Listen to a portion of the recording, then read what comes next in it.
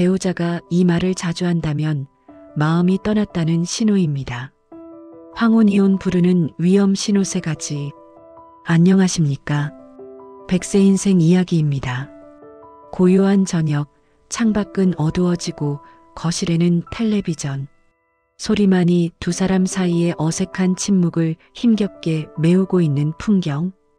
혹시 시청자 여러분의 가정에서도 낯설지 않은 모습은 아니신지요? 반평생이 넘는 세월을 한 지붕 아래에서 부대끼며 살아온 사이. 세상 그 누구보다 가까워야 할 두 사람이 등을 돌린 채 각자의 스마트폰 화면만 들여다보며 바로 곁에 있지만 수만 리 떨어진 섬처럼 외롭게 앉아있는 시간. 젊은 시절처럼 소리를 지르며 다투는 일은 줄었습니다. 어쩌면 서로에게 더 이상 기대할 것이 없어져 버렸기 때문일지도 모릅니다. 그 뜨거웠던 열정이 사라진 자리를 채우는 것이 서로를 향한 애틋한 온기가 아니라 차갑고 서늘한 무관심일 때 우리는 어쩌면 인생의 마지막 장에서 가장 큰 관계의 위기를 맞이하고 있는 것일지도 모릅니다. 많은 분들이 다 늙어서 뭘 더 바라나, 자식들 다 키워놓고 이만하면 됐지, 다들 이렇게 사는 거지라며 서로의 마음 문에 굳게 빗장을 걸어 잠근 채 하루하루를 살아갑니다. 하지만 배우자가 겉으로는 평온한 표정을 짓고 있으면서도 오늘 우리가 이야기 나눌 특정 유형의 말들을 마치 습관처럼 내뱉고 있다면 그것은 결코 당신의 가정이 평화롭다는 신호가 아닙니다. 그것은 바로 배우자의 마음속 깊은 곳에 당신에 대한 해소되지 않은 서운함과 불만이 더 이상 담아둘 수 없을 만큼 차올라 골마 터지기 직전의 상처에서 흘러나오는 진물과도 같은 위험하고도 애달픈 구조 신호입니다. 이 작은 신호들을 또 시작이네라며 무시하고 피곤한 사람이네라며 가볍게 넘기는 순간 배우자의 마음속에 남아있던 마지막 신락 같은 기대마저 끊어지게 됩니다. 서운함은 실망감으로, 실망감은 돌이킬 수 없는 체념으로 바뀌고 결국 수십 년을 함께한 부부라는 소중한 인연의 끈을 스스로 끊어내는 황혼이혼이라는 파국을 맞이하게 될 수도 있습니다. 오늘 100세 인생 이야기에서는 더 늦기 전에 배우자가 보내는 이 마음의 신호를 정확하게 포착하고 얼음장처럼 차갑게 닫혀버린 마음의 문을 다시 열 수 있는 현명한 인생의 지혜를 함께 나눠보고자 합니다. 첫 번째 위험 신호, 그리고 가장 날카로운 무기는 바로 과거를 현재를 공격하는 무기로 사용하는 말, 옛날에는 안 그랬는데입니다. 비가 추적추적 내리는 어느 주말 오후를 상상해 보십시오. 남편은 소파에 누워 리모컨만 만지작거리고 아내는 그런 남편의 뒷모습을 하염없이 바라보다가 한숨과 함께 툭 한마디를 던집니다. 옛날 우리가 신혼 때 단칸방에 살 때도 비만 오면 당신이 일부러 나가서 따뜻한 붕어빵 사다 주곤 했는데 이젠 내가 옆에 있든 말든 신경도 안 쓰네. 혹은 남편의 입에서도 비슷한 말이 나올 수 있습니다. 아내가 친구들과의 모임 약속으로 분주할 때 남편이 씁쓸하게 말합니다. 결혼 초에는 내 퇴근 시간만 되면 버선발로 뛰어나와 반겨주던 사람이 이젠 내가 집에 들어오는지 나가는지 관심도 없구려. 이 말을 듣는 순간 어떤 기분이 드십니까?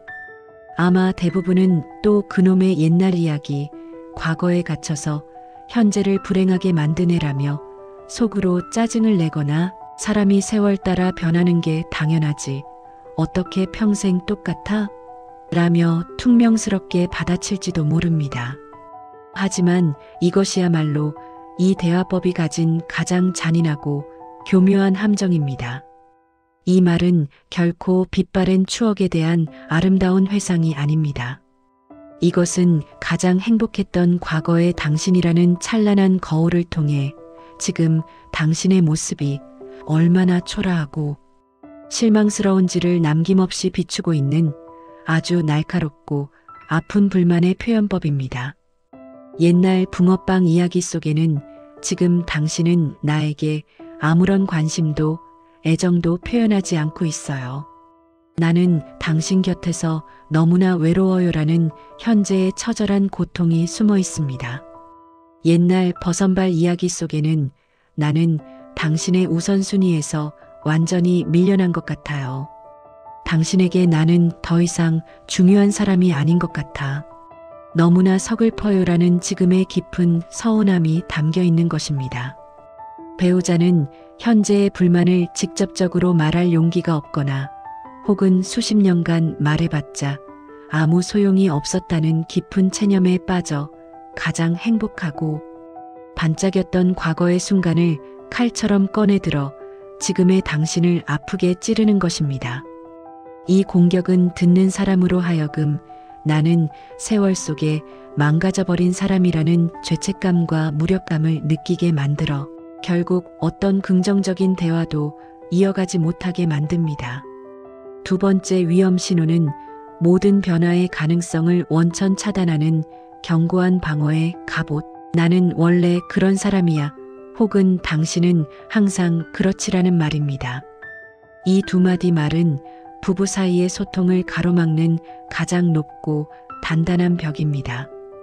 배우자의 어떤 행동이나 습관에 대해 어렵게 용기를 내어 서운함을 토로했을 때를 생각해 봅시다. 예를 들어 아내가 남편의 무심한 경제 습관에 대해 여보, 우리 이제 수입도 줄었는데 상의도 없이 덜컥 큰 돈을 쓰면 어떡해요? 라고 조심스럽게 이야기합니다. 그때 남편이 버럭 화를 내며 이렇게 대답합니다. 뭘 새삼스럽게 그래. 나 원래 손 큰 거 몰랐어?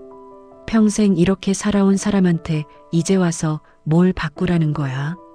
나는 원래 이런 사람이야 라는 이 말 속에는 나는 당신의 고통이나 불안을 위해 나 자신을 바꿀 생각이 단 1%도 없으니 이 관계를 유지하고 싶으면 당신이 참고 살라는 아주 이기적이고 폭력적인 메시지가 숨어 있습니다. 이것은 더 이상의 대화와 타협을 전면 거부하는 굳게 닫힌 쇠문과 같습니다. 이 말을 듣는 배우자는 자신의 존재 자체가 완전히 부정당하는 듯한 깊은 무력감과 절망감을 느끼게 됩니다. 이 사람은 나를 위해 아주 작은 노력조차 할 마음이 없구나라는 사실을 확인하는 순간 관계에 대한 마지막 희망을 놓아버리게 되는 것입니다. 당신은 항상 그렇지라는 말은 더욱 치명적인 낙인의 언어입니다. 이것은 지금 눈앞의 특정 행동 하나를 지적하는 것이 아니라 상대방의 인격 전체를 재단하고 비난하는 말입니다.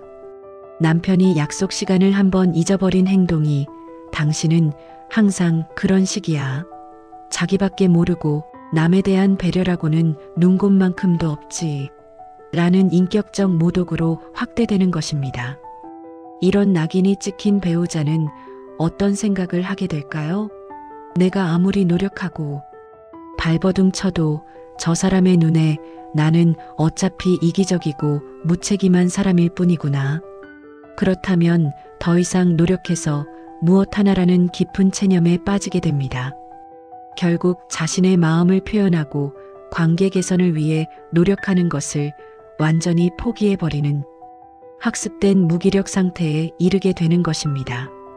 마지막 세 번째 위험 신호는 관계의 모든 끈을 스스로 놓아버리는 가장 무서운 말, 알아서 해 혹은 당신 마음대로 해입니다. 언뜻 들으면 상대방의 의견을 존중하고 모든 결정권을 넘겨주는 아주 너그러운 배려의 말처럼 들릴 수도 있습니다. 하지만 이 말이 습관처럼 반복될 때 그 속에는 무관심을 넘어 관계에 대한 완전한 포기와 체념이라는 그 어떤 욕설보다도 차가운 비수가 숨겨져 있습니다. 주말에 자식들 집에 갈지, 외식을 할지, 아니면 집에서 조용히 쉴지를 의논할 때 한쪽이 계속해서 영혼 없는 표정으로 난 상관없어. 당신 좋을 대로 해라고 대답한다고 상상해 보십시오. 처음에는 정말 괜찮은 줄 알았을 겁니다. 하지만 이 말이 반복될수록 질문을 던지고 대화를 시도했던 사람은 혼자서 모든 것을 결정해야 하는 무거운 책임감과 함께 이 사람은 더 이상 우리 함께하는 시간에 어떤 기대도 즐거움도 느끼지 못하는구나라는 뼛속 시린 외로움에 빠지게 됩니다. 이 말은 나는 더 이상 우리라는 공동의 관계에 나의 시간과 감정, 에너지를 단 1초도 투자하고 싶지 않다는 가장 소극적이면서도 가장 단호한 선언과도 같습니다. 부부는 인생이라는 거친 바다를 함께 항해하는 공동 선장입니다. 그런데 한쪽 선장이 조타키에서 완전히 손을 놓아버리고 어디로 가든 상관없으니 당신 혼자 알아서 몰고 가시오라고 말하는 것과 같습니다. 함께 고민하고 때로는 다투고 언성을 높이더라도 의견을 조율하며 같은 방향으로 나아가는 그 과정 자체가 부부관계의 본질입니다. 그런데 그 과정 자체를 거부하는 것은 관계의 모든 책임을 상대방에게 떠넘기고 나는 그저 이 배에 타고 있는 불편한 승객으로만 남겠다는 가장 비겁하고 잔인한 태도입니다.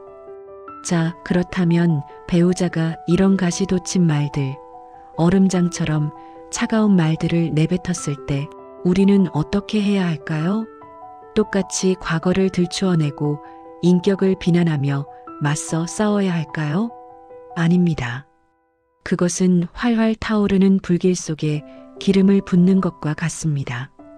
가장 중요하고 또 가장 어려운 첫 단계는 그 말이 내 가슴에 비수처럼 꽂히는 그 순간 모든 논쟁과 변명, 반박하고 싶은 마음을 꿀꺽 삼키고 잠시 침묵하는 것입니다.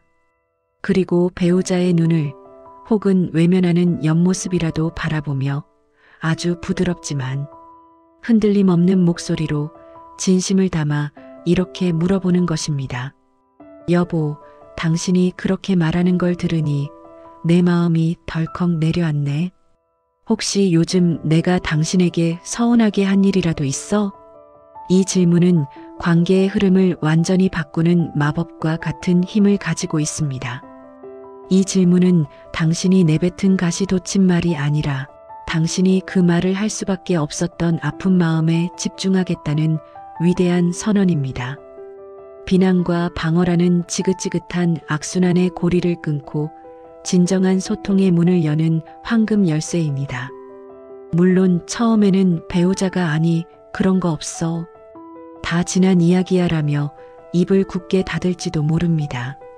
수십 년간 쌓인 불신이 그렇게 쉽게 녹을 리 없습니다. 하지만 포기하지 않고 그래도 당신 목소리를 들으니 마음이 편치 않아 보여서 그래. 혹시라도 내가 모르는 사이에 당신 마음을 힘들게 한 게 있다면 정말로 알고 싶어. 당신 마음이 편해야 나도 편하니까라며 진심으로 다가간다면 굳게 닫혔던 마음의 댐이 서서히 무너지며 그동안 홀로 사겨왔던 서운함과 아픔, 눈물을 쏟아내기 시작할 것입니다. 그 순간 옳고 그름을 따지지 말고 변명하지 말고 그저 그동안 혼자 얼마나 힘들었을까 하는 마음으로 끝까지 들어주는 것. 그것이 수십 년의 세월을 뛰어넘어 다시 서로의 마음을 따뜻하게 보듬는 우리 인생의 마지막 장을 가장 아름답게 만드는 위대한 첫걸음이 될 것입니다.